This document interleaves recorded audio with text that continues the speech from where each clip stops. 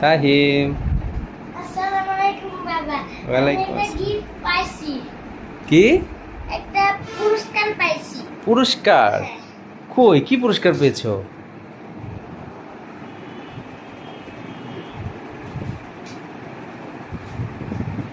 মামপট পাইছি।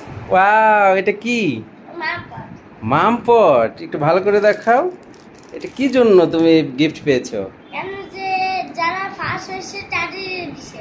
ও আচ্ছা, তুমি পরীক্ষায় ভালো করাতে স্কুল থেকে দিয়েছে। তাহলে কি বলতে হবে? আলহামদুলিল্লাহ। আলহামদুলিল্লাহ, গুড। আর কি, ভালো করে আরো বেশি করে পড়াশোনা করতে হবে যেন আরো বেশি গিফট পাও, কি বলো? হ্যাঁ, তাহলে আবার আরেকবার সালাম দিয়ে দাও। আসসালামু আলাইকুম ওয়া রাহমাতুল্লাহি ওয়া বারাকাতুহু।